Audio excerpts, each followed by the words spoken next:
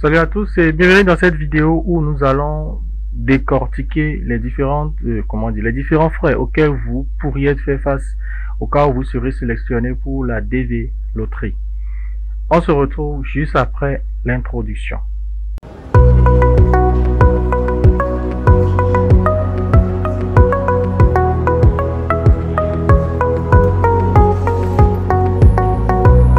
Alors, à nouveau, bonsoir et bienvenue dans cette vidéo.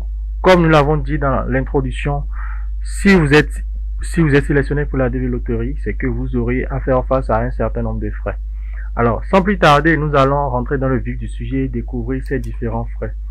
Alors, généralement, il faudrait déjà savoir en fait que quand on parle de frais, c'est pas des frais standards, ce sont les tarifs en fait que nous mettons, ce sont des tarifs approximatifs. C'est-à-dire, ce sont des montants qui sont mis à l'à peu près.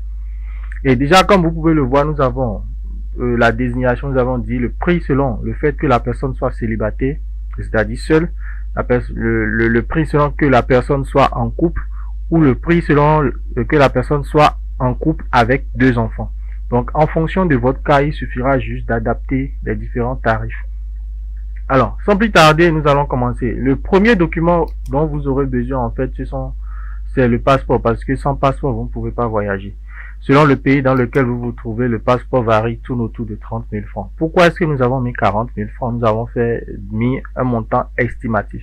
Nous avons mis 40 000 parce que c'est 30, par exemple, quand on prend le cas du Bénin, c'est 30 000 francs, mais il faut monter un certain nombre de dossiers. Donc, je suppose que pour rassembler les différentes pièces et autres, c'est que vous aurez à dépenser plus ou moins 40 000 francs. Donc, si par exemple, vous êtes seul, c'est qu'il faut prévoir 40 000 francs pour ce cas.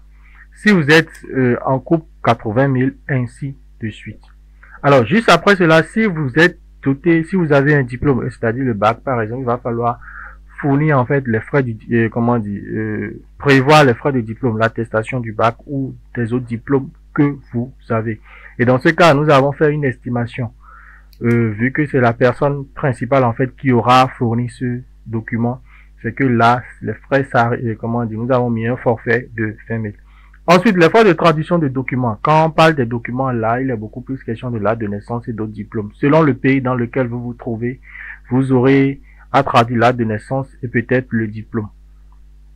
Dans le cas échéant, c'est que vous aurez minimum en fait à traduire en fait l'acte de naissance. Minimum l'acte de naissance. Nous avons mis un forfait de 30 000 francs par personne, ce qui fait que si par exemple vous passez si vous êtes en couple, c'est qu'il va falloir faire une dépense d'en moyenne 60 000 francs.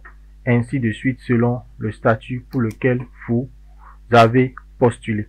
Alors, les frais de photos de passeport datant de moins de 6 mois. Là, c'est très important parce qu'il faudrait en fait que les photos que vous fassiez ou que vous allez fournir en fait datent de moins de 6 mois. C'est très important à ce niveau parce que si vous prenez des anciennes photos, ça risque d'être rejeté. Donc là, on a mis un forfait de 2 000 francs. Soit 4 000 francs si vous êtes en couple sans enfant, ainsi de suite. Donc, à chaque étape, en fonction de votre cas, il s'agira juste de faire un petit calcul pour voir à peu près à combien est-ce que vous êtes. Ensuite, juste après cela, les frais de casier judiciaire sont très importants parce qu'on doit pouvoir savoir que vous n'avez, votre casier judiciaire est plus ou moins vierge. Ce serait quand même dommage que vous participiez à la loterie Visa et que, par exemple, vous soyez en griffe un repris de justice, des trucs du genre. Donc, du coup, tout ça a une incidence considérable sur la suite du processus. Donc, par personne, vous aurez à prévoir un casier judiciaire. Juste après cela, les frais d'examen médicaux. Les frais d'examen médicaux sont très importants parce qu'à ce niveau, on arrive à savoir si vous souffrez de tel ou tel mal, ainsi de suite, ainsi de suite. Donc, pour les frais d'examen médicaux, il faut prévoir environ 200 000 francs par personne. Donc, en fonction du nombre de personnes que vous faites dans le couple ou bien dans la famille, vous aurez à faire 200 000 fois X. Alors, les frais de visa diversité. Les frais de visa diversité s'élèvent généralement à 330 $. Nous avons fait une majoration à 200 000 parce que généralement, quand vous prenez ces genres de frais, c'est que vous aurez à payer, s'il arrive peut-être avec les petites pièces et autres qui arrivent. Mais déjà, si vous faites un budget de 200 000, c'est largement suffisant pour faire face en fait aux frais de visa diversité. Là aussi, il faudrait rappeler que il faudrait le faire à l'ambassade et recevoir un reçu en bonne et due forme. Il faudrait pas que quelqu'un vous dise envoyez-moi ça par Western Union ou bien par tel mode de transfert et autres. Ça se fait à l'ambassade. Ou carrément, il y a un site dédié pour cela. Si vous êtes sélectionné, une chose est sûre, la procédure vous sera détaillée sur le lien, en fait, que vous allez recevoir. Alors, juste après les frais de visa diversité, nous avons les frais d'immigration que nous avons, en fait, comment dire, évalués à plus ou moins 135 000 par personne. Il peut arriver. Et là, il faudrait aussi avouer que comme les frais de visa diversité, ça se paye à des endroits précis. Que personne ne vous dise, envoyez les frais, on va vous les payer.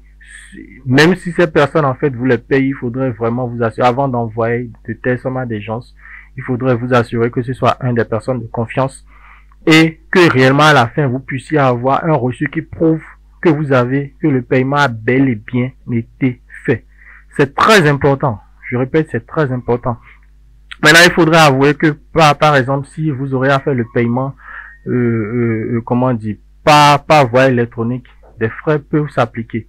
Et en termes de frais, il peut y arriver, bon, là, c'est pas un truc standard. Mais déjà, ne vous faites plus arnaquer où les gens vont vous dire, voilà, les frais de diversité, visa, c'est 500 000. Non, non, non, non. On sait tous très bien. À travers cette vidéo, vous devez pouvoir être informés. Alors, juste après ce volet, il faudrait prévoir les frais de billets d'avion. Généralement, les frais de billets d'avion dépendent de plusieurs paramètres. Déjà, la compagnie que vous choisissez, l'état dans lequel vous allez, la période de réservation, parce que la période a une incidence très considérable, parce qu'il arrive des fois où le visa peut être faible ou ça peut être fort, ainsi de suite, ainsi de suite. Donc, en tenant compte de tous ces paramètres, il faudrait prévoir. Nous avons mis un montant forfaitaire d'1 500 000 par personne.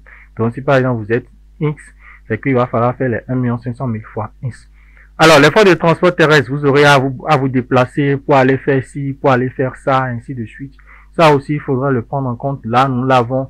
Là, pas forcément besoin d'aller jusqu'à ce montant. Ça dépendra en fait de vous.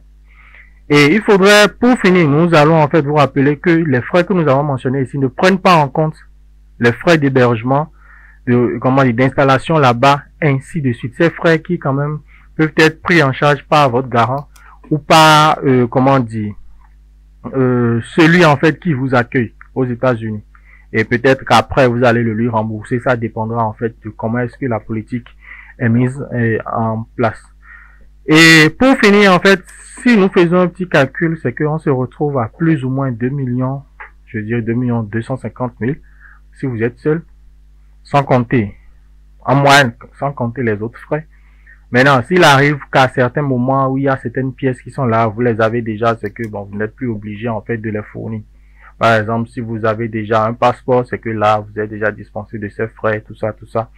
Et il faudrait réellement savoir que la procédure est une procédure assez, je dirais, assez protocolaire. Donc, du coup, il va falloir que vous vous prépariez sérieusement en conséquence pour que dès que vous êtes prêt, que vous puissiez démarrer cette procédure en bonne et due forme.